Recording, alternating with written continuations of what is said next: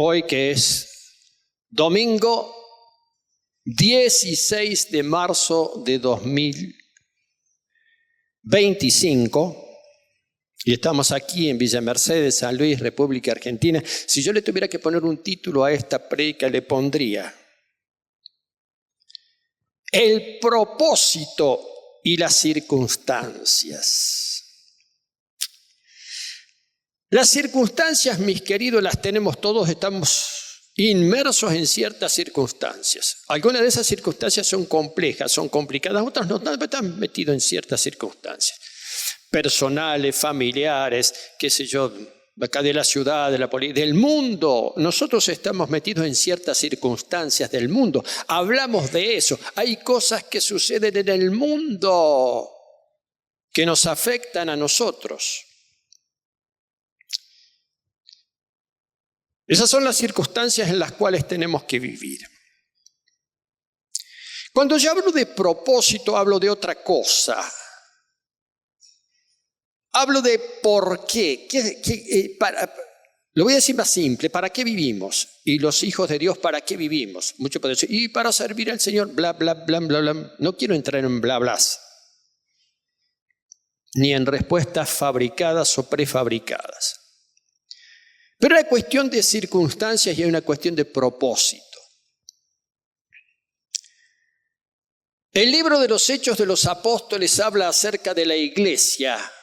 Cuando arranca la iglesia con los apóstoles, la iglesia arranca el día de Pentecostés. ¿Quién la crea? El Señor Jesucristo. Y la iglesia sigue hasta hoy. Y la iglesia de Cristo seguirá hasta que Cristo vuelva. Hasta que Cristo vuelva.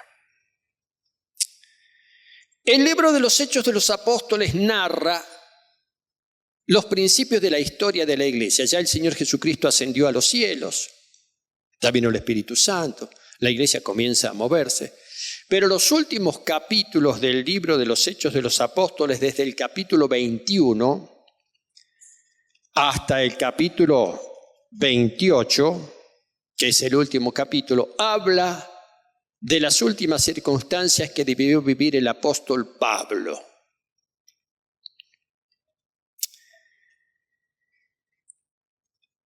Definitivamente, Pablo es el gran apóstol. Es el apóstol a los gentiles, es el apóstol a la gente que no conocía nada del Evangelio, a los extranjeros. Sí, él predicaba a los judíos, predicaba en la sinagoga, pero predicaba a mucha gente. A muchos que no eran judíos, eso lo llamaban las gentes o los gentiles, porque el evangelio está hecho para ser predicado a todo el mundo, a todas las personas, sin ningún tipo de distinción. El evangelio no tiene restricción, hay que hablarles a esta, cosa que sí tenía el judaísmo. El judaísmo dice, bueno, pero nosotros somos judíos y nosotros somos de raza judía y esto es para los judíos. El evangelio es para todos, cosa extraordinaria. La cuestión que Pablo está a punto de partir para Roma. ¿Por qué? Porque lo han tomado preso, lo han tomado prisionero a Pablo. ¿Por qué? Por predicar el Evangelio. Él está en Jerusalén y pasa por un juicio falsote, en fin, hasta inclusive habla con el rey, habla con el gobernador romano. Y finalmente, como Pablo, nacido como Saulo en una ciudad que hoy sería de Turquía, llamada Tarso, él era ciudadano romano, de raza judía, pero él tenía la ciudadanía romana, y en el imperio tener la ciudadanía romana era una diferencia.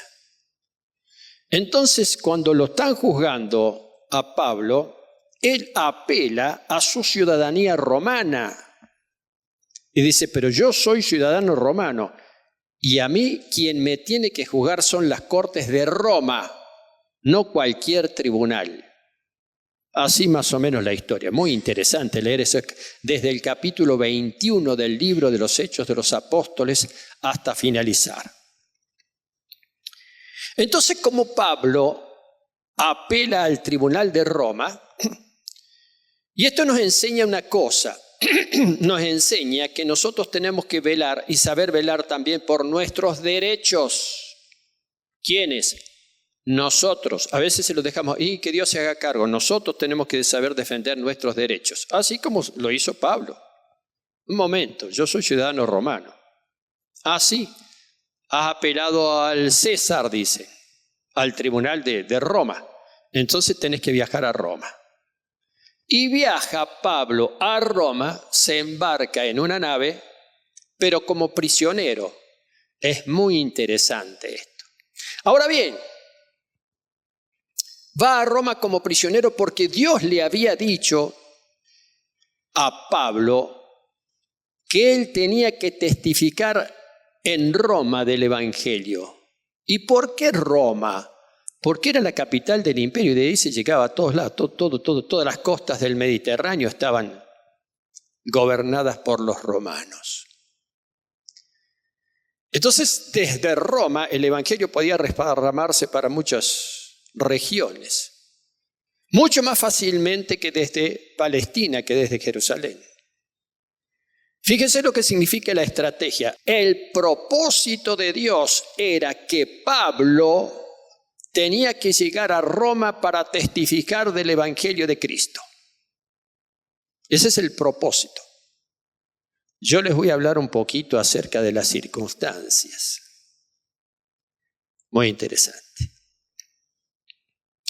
Y dice el capítulo 27 del libro de los Hechos: cuando se decidió que habíamos de navegar para Italia, entregaron a Pablo y a algunos otros presos a un centurión llamado Julio de la compañía Augusta. Pablo iba como prisionero, lo acompañaban otros hermanos, entre ellos un tal Aristarco, y el que habla, porque fíjense que nos embarcamos, está hablando en primera persona del plural. ¿Y quién es este que escribe? Es Lucas, que lo acompaña a Pablo hasta Roma, que escribe el libro de los Hechos de los Apóstoles y escribe también el Evangelio según San Lucas. Nos embarcamos. ¿Y quién iba al comando de las cosas? Un centurión llamado Julio, que tenía el encargo de llevar una buena cantidad de presos para ser juzgados allá en Roma, entre ellos Pablo. Este era un centurión. ¿Quiénes más iban? Y bueno, iba la gente de la nave, en fin. Y zarpan ¿desde dónde? Probablemente no lo dice, desde un puerto llamado Cesarea, que había sido fundado más o menos en el año 25 antes de Cristo por Herodes el Grande. Era el principal puerto que estaba ahí en la costa del pueblo de Israel, Cesarea, y zarpan, mar Mediterráneo. Y nos embarcamos en una nave adramitena. Adramitena significa porque era del puerto de Adramite, un puerto en el Mediterráneo, sobre el Asia Menor, muy cerca del puerto de Troas, que también es. Regiones muy lindas. Es hermoso el Mediterráneo. Hermoso. Nos embarcamos en una nave adramitena que iba a tocar los puertos de Asia. Zarpamos, estando con nosotros Aristarco, macedonio de Tesalónica, un discípulo. Al otro día llegamos a Sidón y Julio, el centurión, tratando humanamente a Pablo, le permitió que fuese a los amigos para ser atendido por ellos. Zarpan y se dirigen costeando las costas de Palestina hasta una ciudad más al norte que se llamaba Sidón. Ahí Pablo tenía algunos discípulos, alguna gente conocida, y el centurión romano le permite bajar a tierra y encontrarse con esos hermanos. Navegación a vela, sin brújula, sin astrolabio, sin sextante, sin los viejos instrumentos de navegación. No había instrumentos de navegación prácticamente. Los marinos se guiaban por las costas que ya conocían y fundamentalmente también por las estrellas. Interesante, por el sol, por supuesto, la posición del sol, las estrellas. Era extraordinario esos viajes, ¿no? A vela, por supuesto. Y haciéndonos a la vela desde allí navegamos a Sotavento de Chipre, porque los vientos eran contrarios. La nave iba donde el viento la llevaba. Después, con el progreso de la tecnología naviera, las naves, por ejemplo la nave de Cristóbal Colón, eran capaces de navegar sin la necesidad de tener el viento en popa. ¿Entendés? Podían tener un viento cruzado, pero navegaban en una dirección. Navegaban en una dirección distinta a la del viento. Eso ya permitía la tecnología naviera, pero estoy hablando de la Edad Media. Pero en aquel entonces no. En aquel entonces más o menos donde lo llevaba el viento, ahí iba. Iban navegando en zigzag, en fin. Era bastante complicada la navegación. Navegamos muchos días despacio. Habiendo atravesado el mar frente a Cilicia y Panfilia, que estaban en las costas de lo que hoy es Turquía, arribamos a Mira, ciudad de Licia, y llegaron a una ciudad de lo que es las costas de Turquía ahora, en la ciudad de Licia, y ahí desembarcaron porque había que reaprovisionar la nave.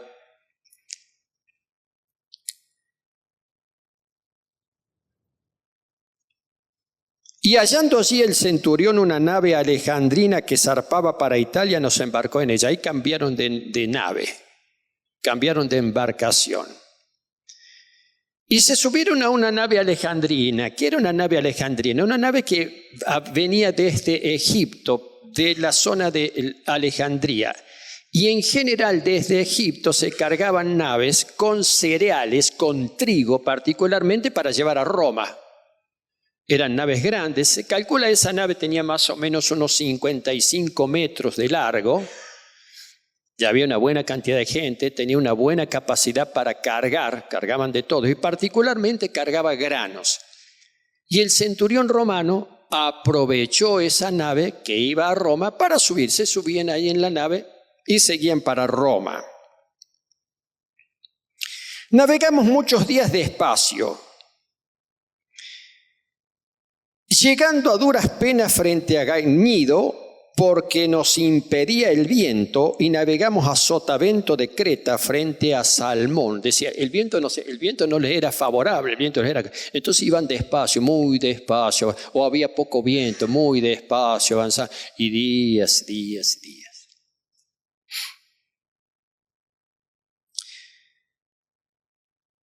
Llegando a duras penas frente a Gnido, porque nos impedía el viento. A Sotavento de Creta, es decir, el viento los empujaba. Sotavento significa que tenían un viento que los empujaba hacia Creta, una isla de Creta. Ellos no querían llegar ahí, ellos querían seguir más hacia el oeste, tenían que llegar a Roma. Y esto los desviaba un poco.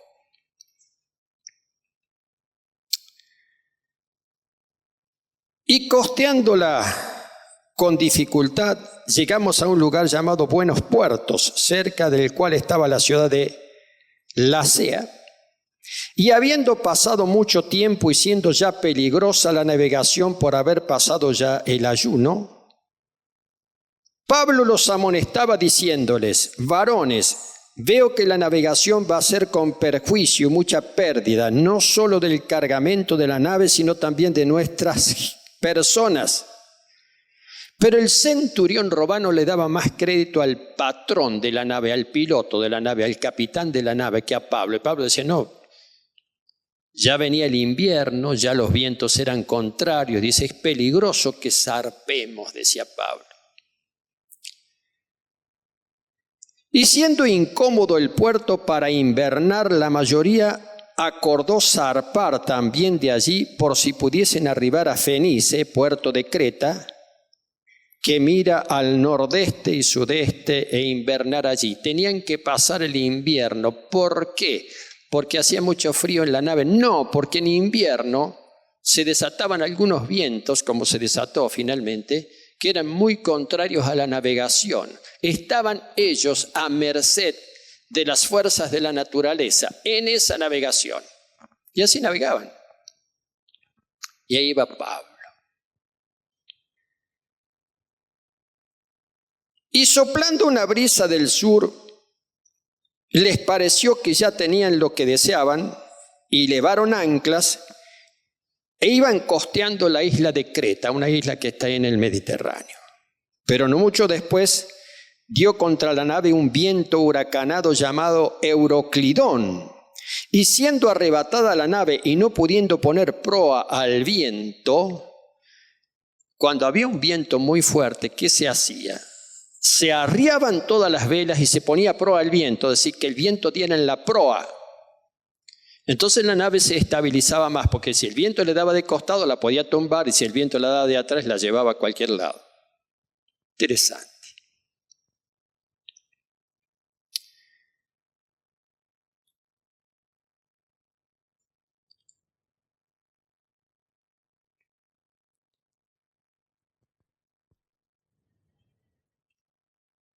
El viento huracanado llamado Euroclidón.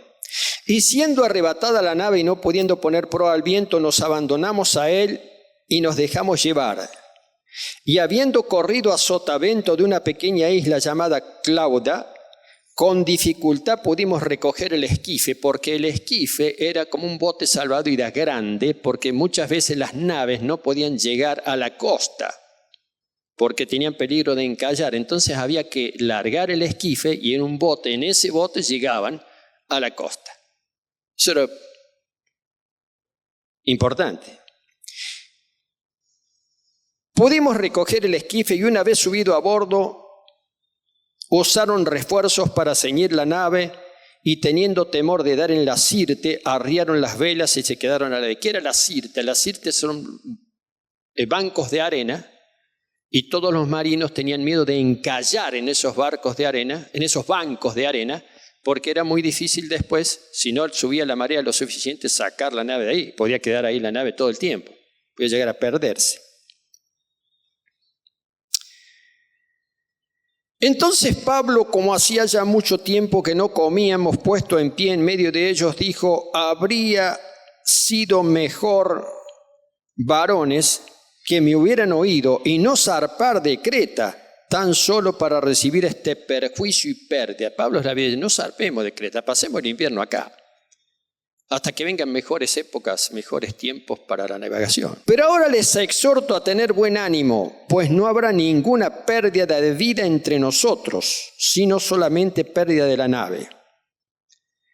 Porque esta noche ha estado conmigo el ángel de Dios, de quien soy y a quien sirvo. Me ha dicho: Pablo, no tengas miedo, es necesario que comparezcas ante César. Y he aquí, Dios te ha concedido todos los que navegan contigo. Él había tenido una visión y Dios le hablaba a Pablo y Pablo le transmitía a la gente. Dice: no tengan miedo porque ninguno de nosotros va a morir.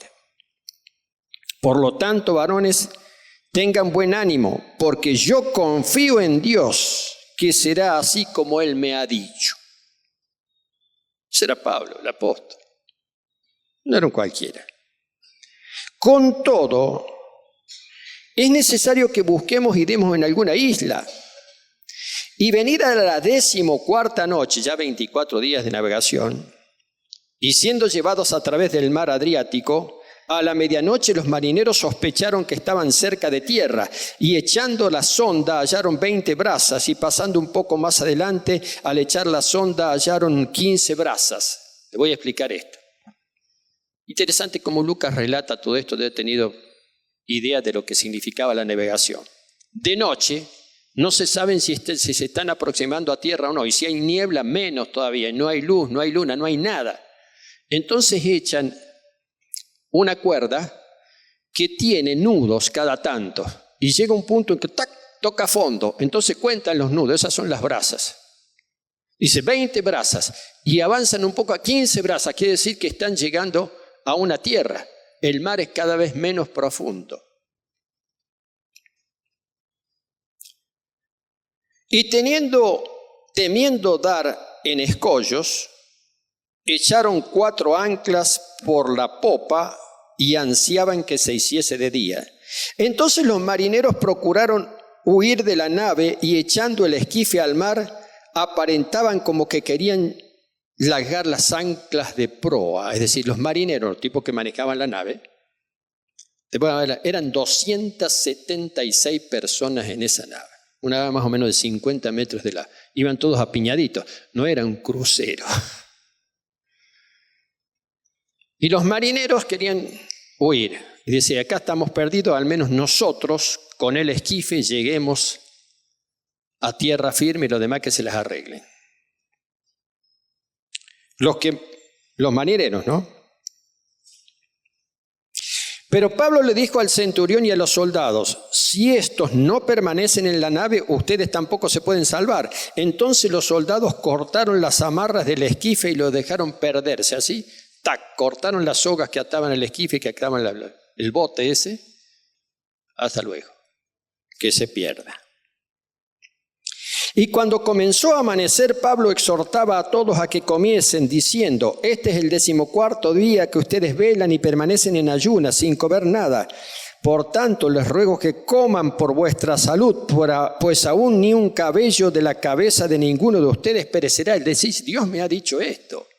Coman, ni comían, del miedo, del susto que tenían. Hacía frío, el viento, la nave. Y habiendo dicho esto, tomó el pan y dio gracias a Dios en presencia de todos. Y partiéndolo comenzó a comer. Entonces todos, teniendo ya mejor ánimo, comieron también. Y éramos todas las personas en la nave 276. Y ya satisfechos, aligeraron la nave echando el trigo al mar, que se pierda la carga, pero que nosotros salvemos la vida. Chum, chum, chum. Una nave cargada de trigo que venía de Egipto a Roma, ya se pierda. Y muchas veces había que hacer así.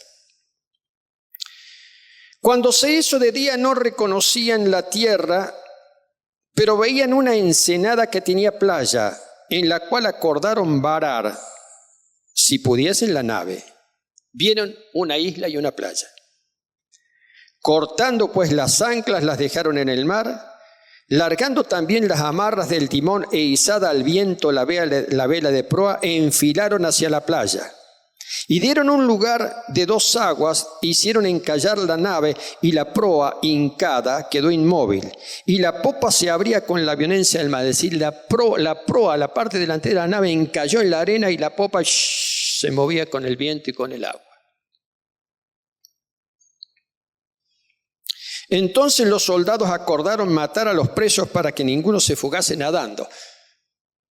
Los soldados daban su vida por los presos. Salieron tantos presos, salieron 20 presos, de allá tienen que llegar 20 presos. No podían perder ninguno.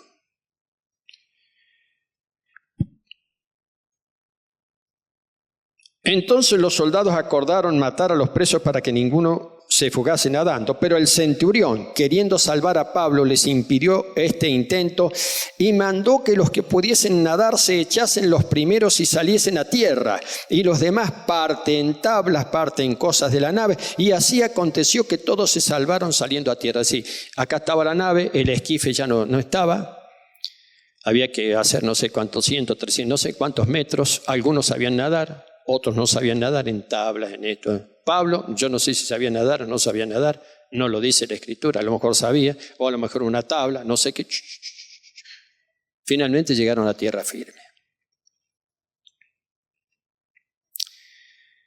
Estando ya a salvo, supimos que la isla se llamaba Malta, famosa isla frente a las costas de Italia, muy cerca de Sicilia.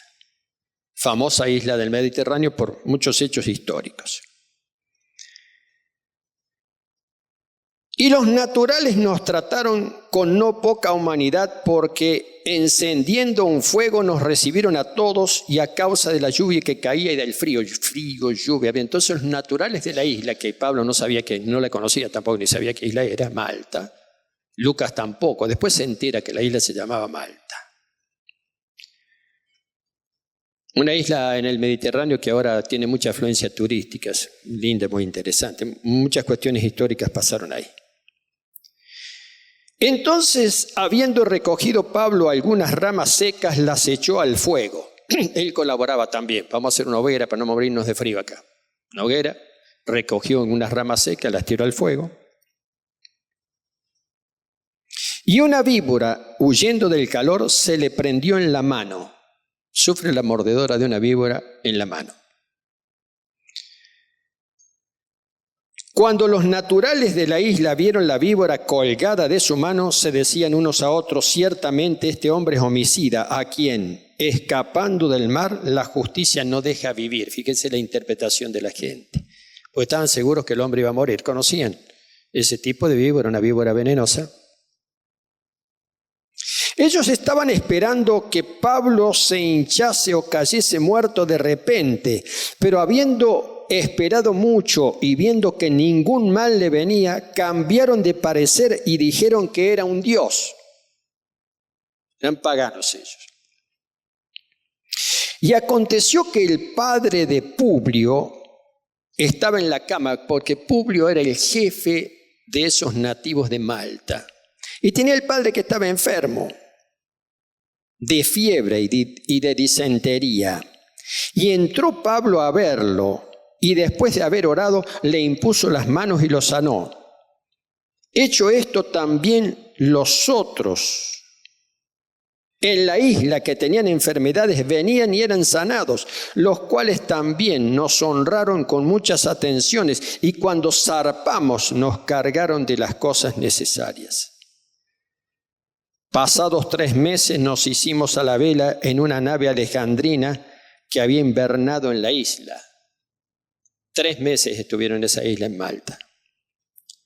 Y tenía por enseña a Cástor y Pólux. Cástor y Pólux eran 2 personajes de la mitología griega, 2 gemelos.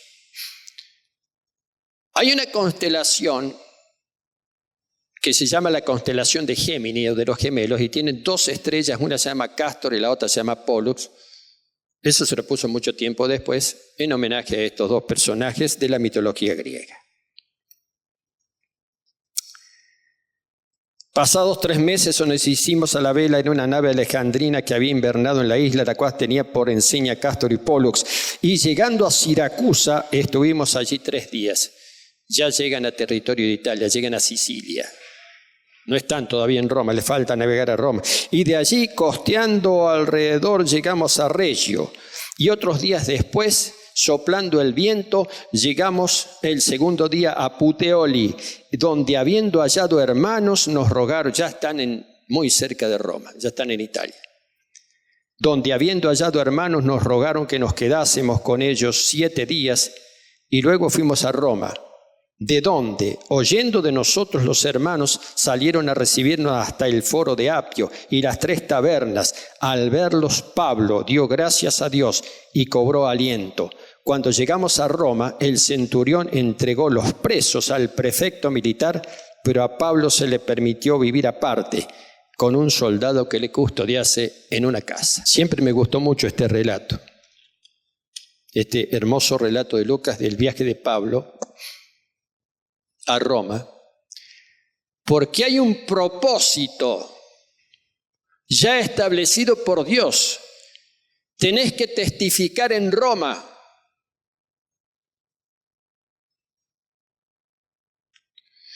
Pero las circunstancias no están acorde con el propósito. Ahora, el propósito supera las circunstancias. Escuche, si nosotros somos hijos de Dios, el propósito de Dios supera las circunstancias. Resulta que la navegación fue un desastre. Tuvieron que cambiar de nave, el viento contrario, invierno, el Euroclidón, llegaron ahí.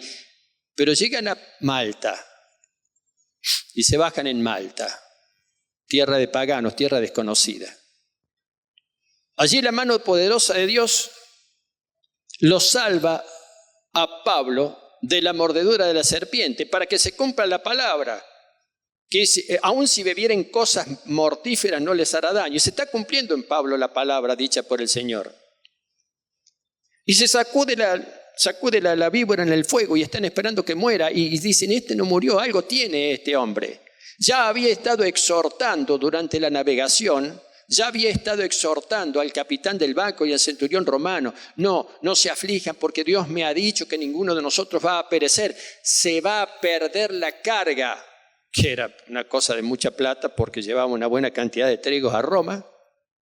Alguien perdió plata, pero no se va a perder ninguna vida. En medio de esas circunstancias, él nunca dejó de ser apóstol. No arrugó, no se asustó.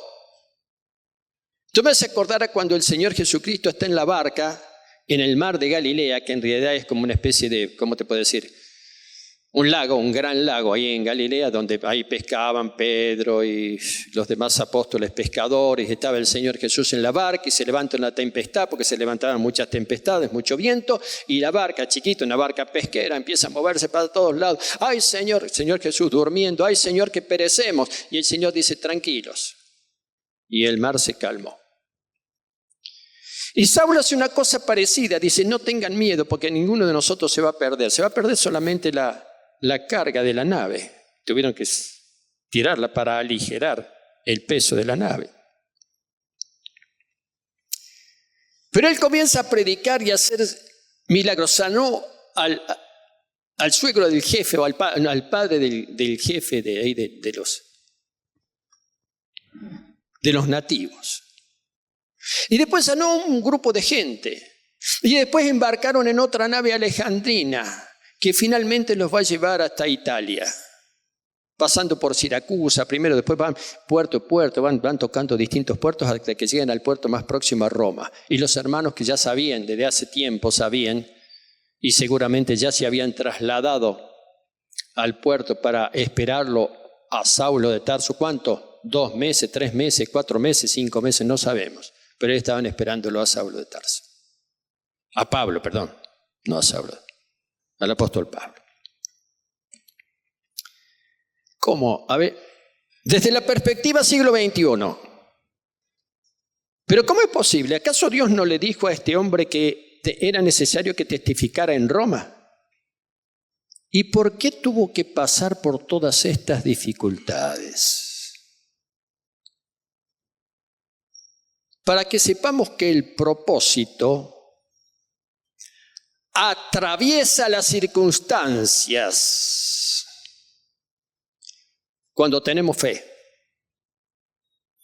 Y tenemos un propósito que Dios nos dice, voy a hacer esto, va a llegar. Tenemos un propósito en Dios, tenemos un propósito y tenemos fe. Entonces atravesamos las circunstancias. Si no, las circunstancias nos atraviesan a nosotros.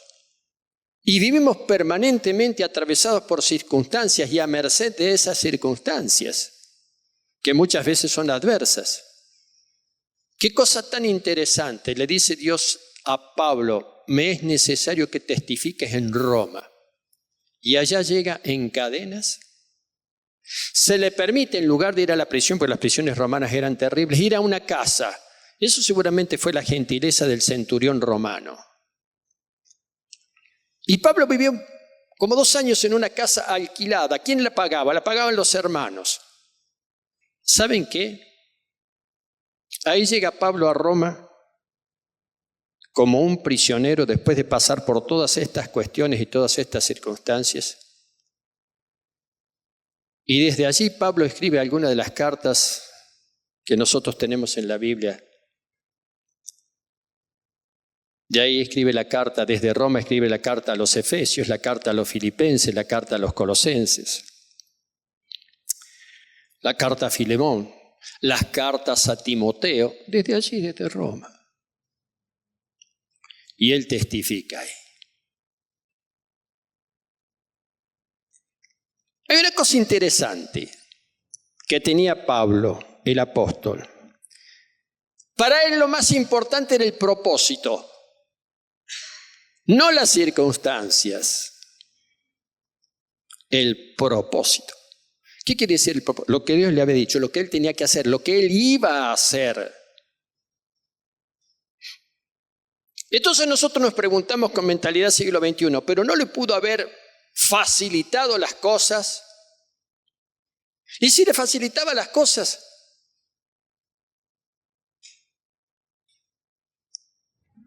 no hubiera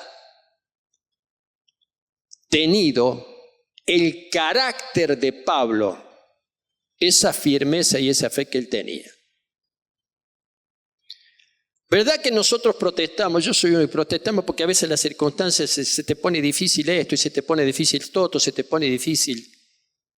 Sí. A él se le puso difícil el viaje, vaya. Ahora, en medio del naufragio, él predicaba el Evangelio. Sanó gente y venían a él. Él fue el primer misionero que tuvo la isla de Malta. La isla de Malta, a través de la historia, fue un bastión cristiano importantísimo. Los navegantes malteses defendían la isla y defendían la fe cristiana durante siglos. Eso nos narra la historia. Pero quien sembró el Evangelio ahí fue Pablo. Prisionero, helado, con hambre, pasando todas esas dificultades de aquella navegación, de la navegación de entonces. ¿Por qué está este relato este relato que hace Lucas aquí? Me encanta a mí. El libro de los Hechos de los Apóstoles a mí me encanta. Y este relato minucioso que hace Lucas, porque Lucas era un hombre minucioso y te habla de algunas cosas, que teníamos miedo de encallar en la Sirte, el banco de arena donde se encalla, y el esquife, y tantos esos términos náuticos que usa Lucas, para poner de manifiesto y poner de relieve cuáles eran las circunstancias que tenía que atravesar el apóstol para cumplir el propósito de Dios. No existe aquí, al menos en el relato de Lucas, no existe aquí ninguna advertencia, ninguna referencia a decir, bueno, el diablo nos está impidiendo. No dice nada, no aparece nada ahí. Conocían que la navegación era una cosa peligrosa. De hecho, saben la enorme cantidad de barcos hundidos, que los barcos que se hundían. Los agarramos en una tempestad, los da vuelta y se hundían. De eso no hay registros. Pero era así. Hacerse a la mar era toda una aventura. Otra que Colón. Colón ya tenía algunos instrumentos de navegación, muchos que se desarrollaron mucho tiempo, pero tenía instrumentos de navegación y es un gran navegante Colón. Estos tipos eran grandes navegantes también. Y ahí iban Pablo, sus compañeros Aristarco, Lucas, con un conjunto de prisioneros, soldados romanos y la tripulación de la nave con el capitán a la cabeza. Ahí vamos, arriendo las velas. Tuvieron que tirar un montón de cosas, tuvieron que tirar los aparejos, muchas cosas tuvieron que tirar por temor a hundirse, que la nave se hundiera. ¿Cómo? ¿Cómo? No es que Dios le había prometido y le había dicho a Pablo que él iba a testificar en Roma. Sí. ¿Y se cumplió eso? Sí, se cumplió. Aunque tuvieron que atravesar todas estas circunstancias. Pero Pablo tenía el propósito de Dios bien en claro. Eso era una cosa que tenía el propósito de Dios bien en claro. Eso, él no se desviaba, no decía, bueno, no sé, habrá hecho. De hecho que estaba orando todo y con cuidado por el resto de la gente. Dice, coman algo, vamos, no, coman. Hace mucho que no coman. No les dijo oren. Eran paganos los tipos. Pero les dijo, coman. No se desesperen, porque a mí Dios me ha dicho que vamos a llegar todos sanos y salvos. Qué cosa interesante. En estos tiempos donde por ahí hay una cuestión cuasi supersticiosa en la iglesia moderna, que sí, que no será que a veces se cayó una flor. ¿No será que Dios no quiere que pongamos un florero acá? Cuidado con si nos vamos introduciendo en una cuestión que no tiene que ver con la fe ni con el propósito de Dios, sino con una cuestión que tiene que ver con el pensamiento del mundo. El pensamiento del mundo es mucho más proclive a este tipo de cosas que tienen que ver con la especulación, con la duda, con la superstición, hay que orar para no caer en la superstición del mundo, porque la fe supera la superstición. Y la otra cosa hermosa, extraordinaria de esto, es el propósito. Cuando nosotros leemos esas cartas de Pablo que fueron escritas desde Roma, Filipenses, Colosenses, Efesios, Timoteo, pensemos en lo que tuvo que pasar el apóstol, en lo que pasó el apóstol para que ahí en la casa, en condiciones adversas, con frío, porque en una de las cartas a Timoteo le pide, cuando vengas a visitarme, trae el capote que dejé en Troas, tráeme el abrigo que dejé en Troas. Desatendido por muchos lo abandonaron, muchos de los creyentes que lo abandonaron, lo dejaron solo, otros no, otros se quedaron. Y Pablo,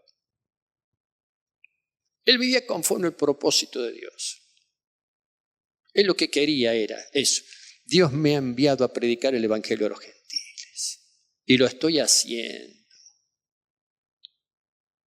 Después de atravesar todas estas cosas y tantas otras,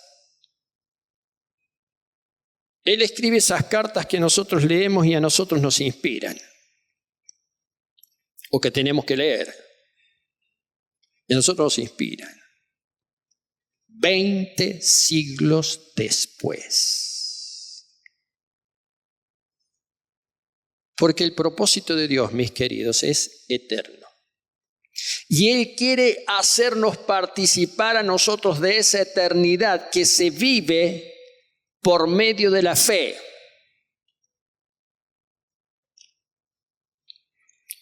Me parece que hace unos días atrás, o no sé, un tiempo atrás, prediqué acerca de la queja.